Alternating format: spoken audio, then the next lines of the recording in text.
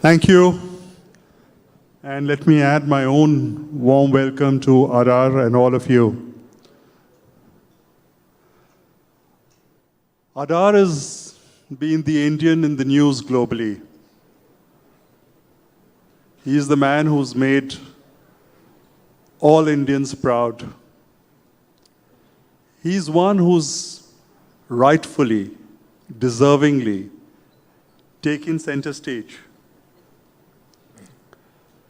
for his foresight, for his vision, for his choice. He started producing vaccines when no one in the world was doing it. He risked, he staked a huge fortune in producing and keeping them. It needs a lot of vision. It needs a lot of guts. It needs a lot of conviction. And it's not for no reason that the Serum Institute has been the global Indian company over the last 24 months. And I know that, yes, it's something that his father started. But this version of Serum Institute is version Adar. It's something you stand from the sidelines, you look, you admire, and you gape. The sheer scale, the sheer audacity of the thought, of the vision.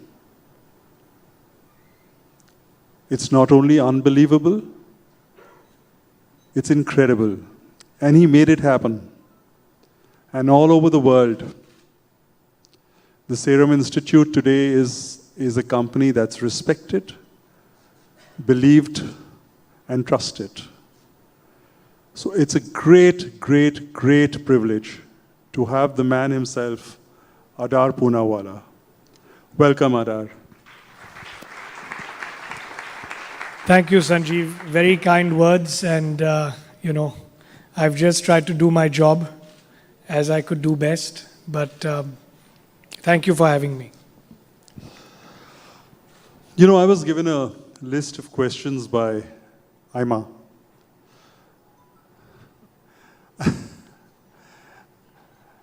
And I said, they're great questions, but do we go through all those questions? We'll see. But the first question which comes to my mind is a few years ago, Adar was the inheritor. Today, Adar, you are the creator. Tell us a little bit about the transition between an inheritor and a creator, between a legacy holder and the creator of a new legacy. It must have been a fascinating journey, a daunting journey, and a challenging one. That's a very good question to start on. I've been doing this now for the last 20 years. I joined the business in 2001 and worked my way around, like a normal second generation would end up doing, learning the business, the marketing side, the science side, trying to grow the exports, because predominantly at that time my father was focusing on the unmet needs in India. And I realized that exports was the way. And one thing we were always short of was capacity. To address global needs from one location, you need to build a lot of capacity. Oops, it's gone off.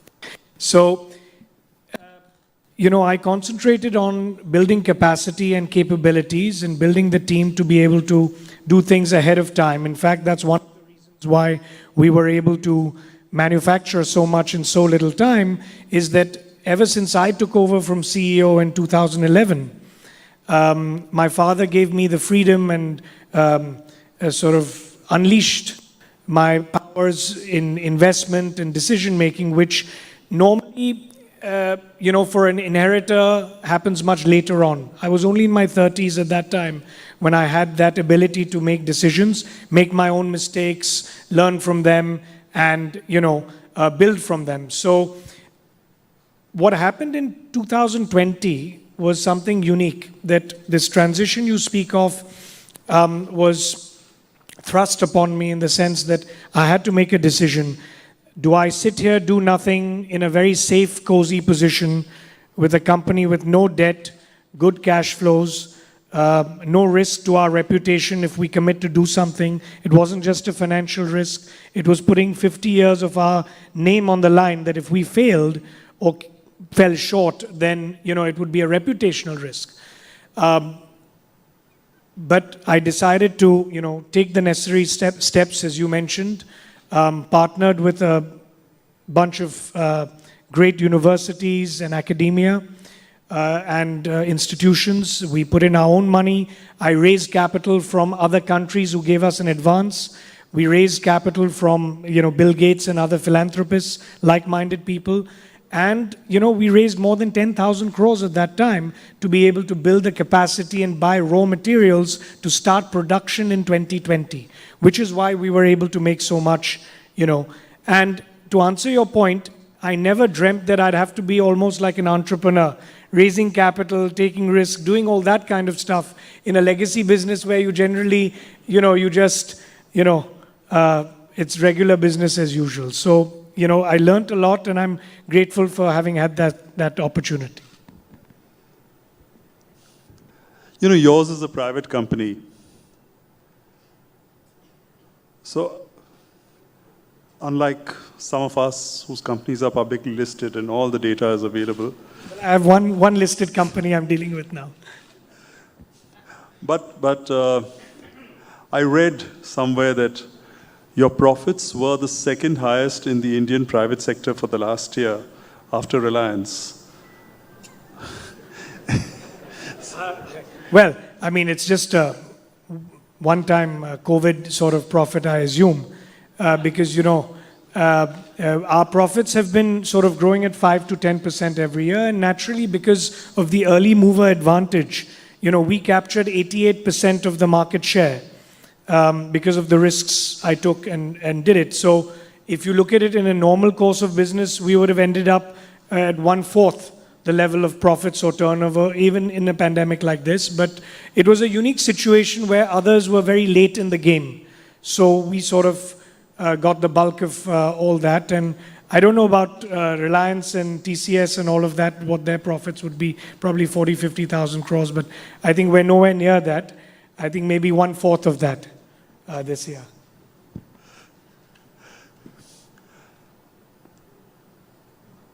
From being relatively low-key to being an international hero, how do you sort of deal with the limelight? How do you deal with the attention? And now, how would you deal with the expectation? Absolutely. The expectation is put to a different level now. So to stay ahead of the game, with so many new competitors coming about in different parts of the world, China, Korea is now putting in a lot of investment. Even the African continent wants to be self-reliant, like India was. Never does any country want to be in a position which is, going to make them vulnerable for future pandemics. So we see a lot of competition coming in. So the expectation's high, and so is the competition. So it's going to be interesting in the next few years what's going to happen. But, from the limelight point of view, I'm quite happy to step away from the limelight. In fact, I took a lot of criticism for a lot of the decisions I had made or statements I was making at the time in 2021. The Indian media was very good and fair, but internationally, a lot of people wanted to criticize India and what Serum was doing, because naturally it didn't suit them that an Indian company could have the quality and capability of contributing globally, in such a important matter. And it got politicized, and I had to deal with it. It wasn't a very good time for me. I think I received as much criticism and praise that I did that year, and I'm quite happy to just now slowly phase out of the limelight as the years go on. What was your biggest challenge? The vision, the execution, or the expectation? So the expectation was always something that we always would fall short of, because, you know, even if you're a political leader, nothing you ever do is ever good enough. When we made 100 million doses of vaccines a month, people they asked, why can't you make 200, 300? So it was never enough, and it can never be enough. So I just got into execution mode to do the best we could, and you know, whatever could have gone wrong went wrong. We haven't had a fire in 20 years in our campus. We had a fire in January after we launched the vaccine, but because I had made multiple facilities, we sort of managed that, and that didn't really delay anything. I think in hindsight, could we have done anything more or anything better or faster? I don't know, because given the situation and the information we had at that time, we did everything that we possibly could. The execution was the hardest part.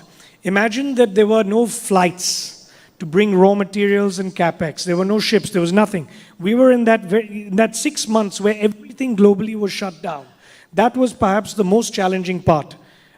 You know, we had to bring down engineers and others to qualify and install our plants. We couldn't get them to come. The government helped us a lot in getting special visas and transportation arranged. We had to charter a large cargo freight aircraft to, you know, get this done in record time. Then it was the permissions and licenses, you know, which we had to chase and get done. Again, the government played a critical role in fast-tracking that as much as possible. Getting the facilities ready and qualified. We trained another about 1,000 extra human beings and hands on deck that we needed to man these extra facilities that we had never planned, you know, when the pandemic came. So, and then whilst this was happening in parallel, we had to raise enough capital to be able to pay for all these things. For the first time, we went to banks to borrow money. We never had to do that in the past. We never needed to.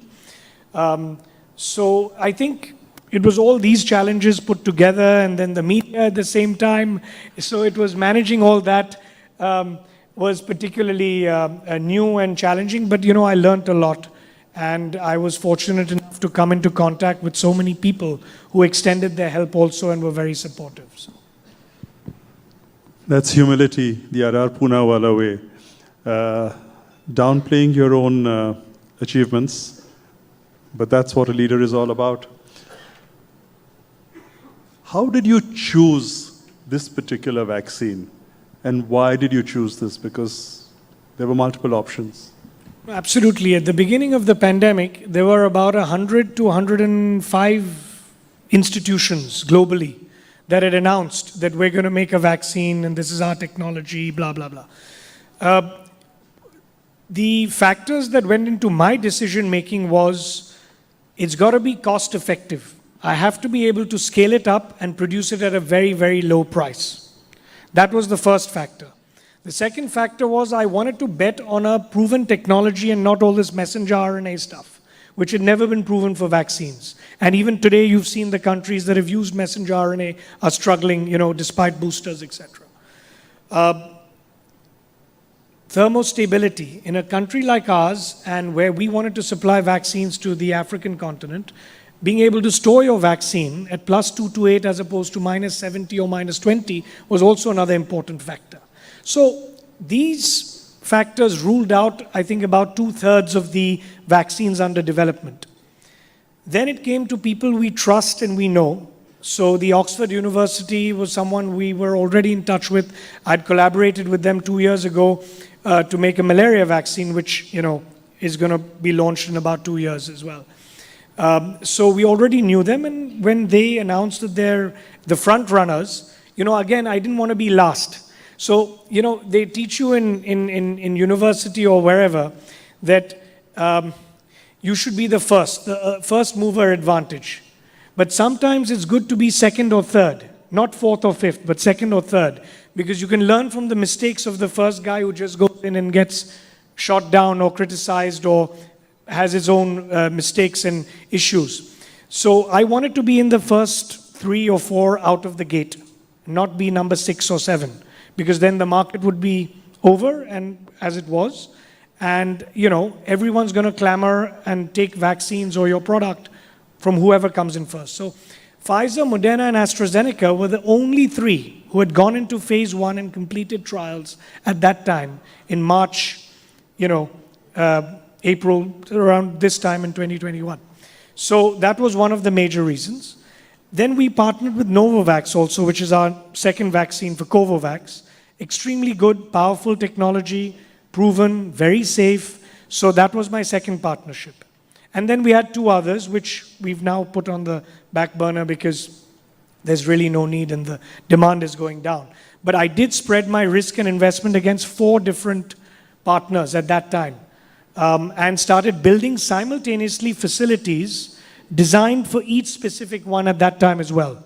So that was a further risk of capex and investment that I took, and now we're repurposing those facilities for other products. So that's what went into my decision making. I'm going to take some questions from the floor. There is a question from Sandeep Mittal from the Noida Management Association.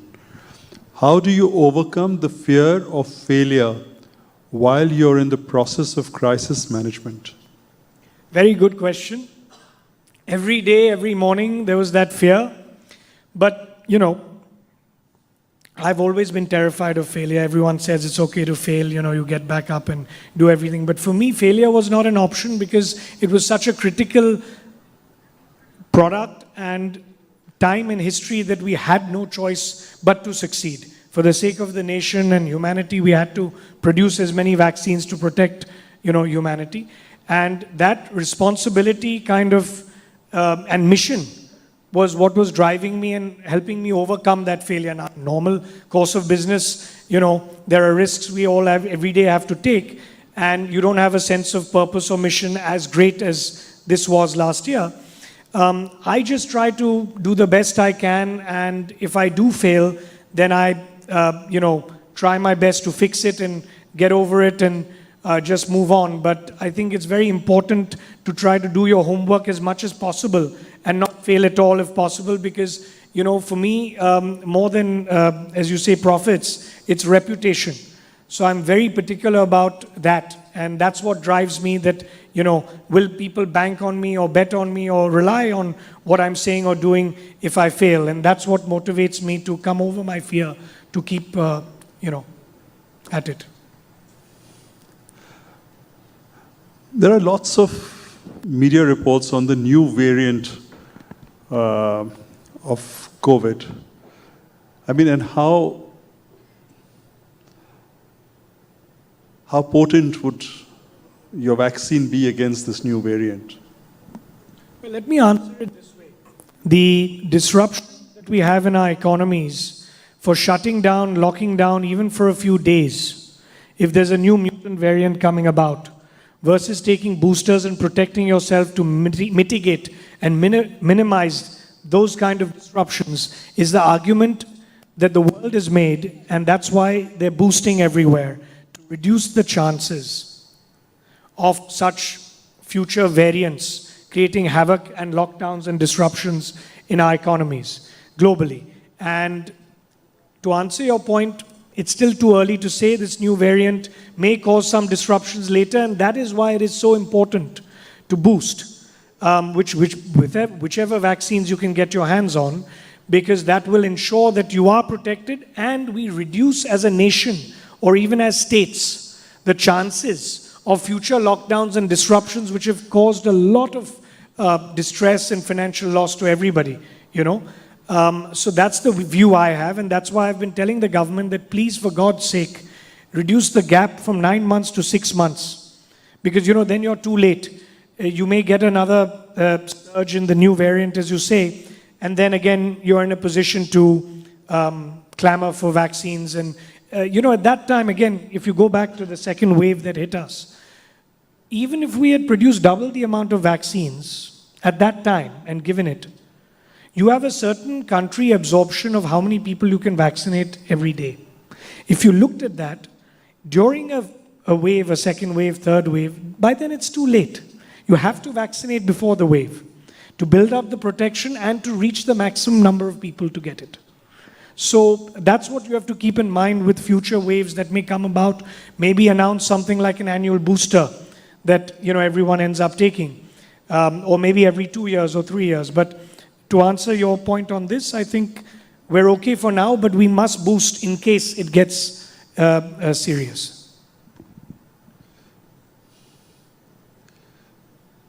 There is a question from Dr. Tripti Singh from Centum Learning. And now we've made it even more affordable to 200 rupees. So it's more accessible to everybody.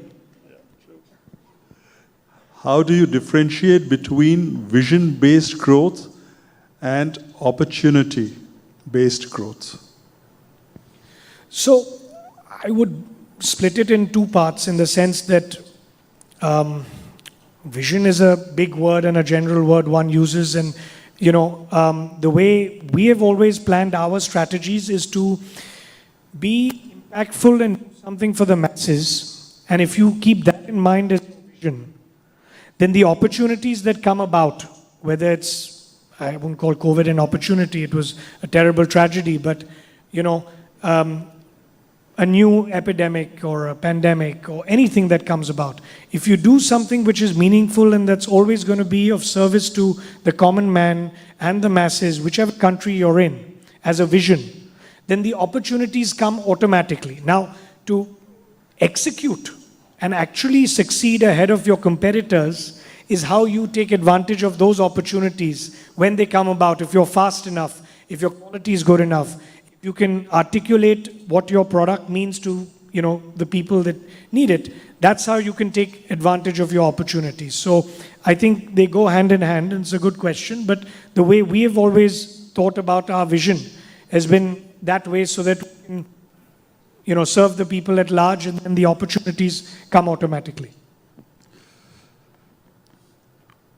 From creating Serum Institute 2 in a way, to turning around, you've got into NBFCs or financial services, taken over a sick company, turned it around, dealt with the erstwhile promoters in a firm yet fair manner. How difficult was it, and what made you get into this? And how did you deal with turning this portfolio of bad loans and nepotistic loans, etc., around? So, perhaps I could have done it in a different year when I had more time, but this definitely added a lot of pressure. I'd never dealt with a listed company. It was a good learning curve, but I think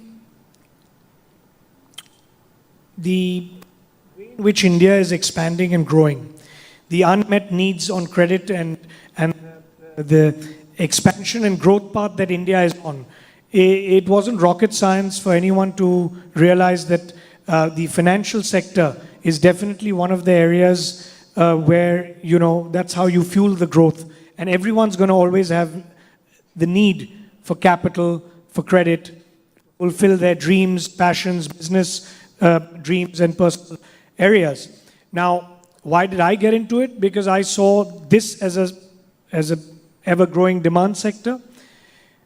But also, there were so many NBFCs which sadly had to also shut down or wind up or get merged. And that also led to a vacuum, which I felt that there are very few good quality NBFCs out there today, like Bajaj Group and 2-3 others. So I thought that's an opportunity again where the area is not too cluttered. And I don't think it will be too cluttered. I think it'll be banks and a few select good NBFCs, because you need capital, which we have. And if you have good ethics and principles on which you do it for, and areas of business that you focus on, and don't go into very high-risk geographies and sectors of lending, I think one can manage it. It is a very risky and new area for me, and it's too soon to say that I've succeeded. It's only been a year. But what we have done is brought down the cost of borrowing by more than 2.5 to 300 basis points, which is substantial. And for an NBFC, as you know, it's very important. We have rejigged the portfolio to focus more on retail and digital. We have a very strong collections department. We've got close to 300 branches. And we're going into all these other areas and winding up the old areas. And I think the market has understood that, and we've grown fairly well also in our AUM and profitability also. So let's wait and see. I think it's too soon to say. But I've always looked at other very important areas like my investment in my labs. The largest, we own 50% now, 49%. Largest RT-PCR and diagnostic testing kit manufacturing company in India. 2 years ago is when I made this investment. Wellness Forever, which is a retail chain which was supposed to go for an IPO, but thanks to the President Putin and all this, we've all had to delay quite a few IPOs. So I like to invest in these sort of areas which have potential to serve and have a purpose and meaning in doing it. I've stayed away from investing in areas which are built on just valuation and where you're focused on growth and not making profits. So I don't quite understand those companies with those valuations, so I stay away from making investments there. So I'm sticking to what we call brick and mortar areas of business. What would you say that we as a nation need to do to be better prepared for an seemingly unforeseen eventuality like this pandemic? I mean, these kind of things could always happen. Are there learnings or lessons that we as a nation need to do, we as corporates need to do, we as citizens need to do to be able to deal with this better? And what do we do to make sure that, say, the Aam Aadmi, who may not be able to necessarily afford and may not have the reach, that it reaches these vaccines or preventive medication, or call it whatever you might, reaches them in good time? So I think we've already learnt a lot, and we are definitely stronger and better prepared for any future waves and other pandemics. Because, I mean, if you look at the incredible job India did in 2020, we didn't have PPE kit manufacturing. We didn't have testing and genomic sequencing to know what kind of viruses are circulating. We didn't have enough vaccines. We didn't have anything. So the hospital infrastructure, all that, so many things that now we've learnt and built upon, and we have these stronger health systems and other things which of course we can expand on, but the testing part was very important as well. So I think we're far better prepared for any future pandemic, but I think what I'm working on is a global pandemic treaty, which I'm proposing at Davos also this year, that I'm drafting, that we need to address not only as a nation, but as other countries have to sign up to, that we have to have, in a pandemic situation, global harmonization of regulatory standards. We need to have mutual recognition of vaccine certifications. We need to have a free flow of goods of raw materials and vaccines in a crisis so that that sharing happens.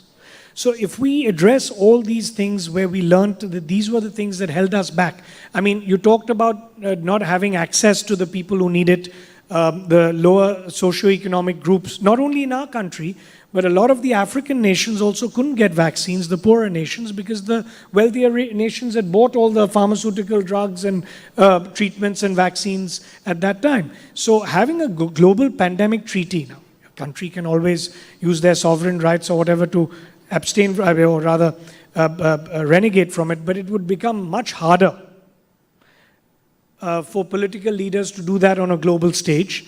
But it would also make it much easier for politicians to use that to convince their constituents in their own nations that this is the right thing to do, and we've committed and signed up at a global level to do it. If you remember, we were trying to export vaccines in the first quarter of 2021. The opposition government and others felt that all the vaccines should remain in India. But what we failed to communicate to them, perhaps, as a community, was that we get a lot of reciprocity from other countries because India is the pharmacy of the world, and our help and support to other nations gives us a lot of other things that I won't go into at the moment. Including the fact that when we needed oxygen, when we needed other things, other countries stepped up and helped us because we supported them. And we should have continued giving some vaccines, but there was so much noise from the public and the opposition that our government had no choice but to then agree and keep all the vaccines for India, for a couple of months. And that damaged the reputation of India and Indian companies abroad who had made commitments. So all these things are sometimes not easy to convey and articulate, and with the media and the public at large in a crisis, it's very difficult to manage that communication. And I hope that these are some of the learnings going forward. And having a treaty would explain all this and give those commitments ahead of time. So there's no ambiguity then of what we need to do or what we should be doing, and what's right and what's wrong and what's politically correct or what's ethically correct. And then it's good for everybody, including the companies who had made investments, taken risks, given commitments, and the poorer nations who weren't able to get access to the affordable drugs and medicines. So this is why it's important to do it in this manner, and this is what I'm proposing and hoping to accomplish this year. How real do you think is the probability of the world becoming truly borderless for something like vaccines and medicines and, where raw materials, finished goods, you're going through without any barriers, transportation, logistics, approvals. So if you get one approval, then it's applicable to everyone. Do you think this is a real probability or not? Practically speaking, you have a lot of political forces in other countries, in the United States, in Europe, and other parts of Asia, that naturally want to keep Indian companies out. Because it obviously brings about competition in their territories. I think, at least for pandemics, having a treaty or an understanding of a free flow of regulatory and raw materials and regulatory harmonization could be a way of addressing it. But I think practically speaking, I'm already seeing signs of going back to, how we were earlier on. And even if you look at, when I had to raise, and the Indian government diplomatically then helped us get raw materials from the US during the pandemic, that was not necessary, in the sense that if we had a treaty and understanding in place at a country level, it would have been automatic. And that's what we need to get done. Now, whether it's the UN that takes the lead or WTO, WHO, we'll have to see. But one of these global organizations will have to get all the countries to sign up to this. Otherwise, nothing's going to happen. We're going to go back to, we've already gone back to how things were, where every separate country has their own regulatory, requirements and asks, instead of having one level playing field. I'm going to shift from this to a more humane aspect. And I'm going to ask you a question on Adar the father. What value systems are you instilling in your kids to take over this huge legacy that you've created and you are creating? So, one's 12 and one's 6, so the 6-year-old has some time, but I do try to explain to him what's right and wrong.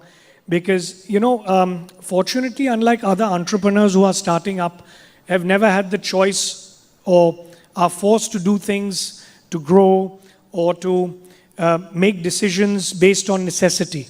We are in a fortunate position where we can always make the right decision, which is the ethical decision or the decision which is good for humanity. And that's what I keep trying to instill in them, that whatever you do should benefit others. Your business success will anyway be there because it's virtually going to come as a result of that. And also in our foundation, wherever we can help the environment and the less fortunate is where I spend the most time on. In fact, I take them along wherever I go in my foundation work to show them the inequalities that exist and try to teach them that they'll be in a unique position even more than what I would be in, to be able to balance whatever inequalities that exist in the world. And it's our responsibility, even for you at your level, all the business leaders in large groups have that moral responsibility. Take the Tata Group, who have done so much. And I always cite that example to my children, that, you must learn from all the good work that they're doing. Forget the business part, because that there are different industries, different sectors, but look at all the good work that is being done, and that's all one can instill in them. I think, what they learn about business, what they choose to, which direction they choose to take the group in, will be something they would decide. I can't influence that, but I hope I can influence at least this part. That's wonderful. I know I can keep going on and on and on about asking questions. There is a wealth of learning that we can get from you, Adar, but I was told I have to end at 1:30. So thank you so much. You actually truly honor IMA by your presence and your acceptance of the award later today. I think it's a moment of glory for us, and thank you. Please do join me in warmly thanking Adar.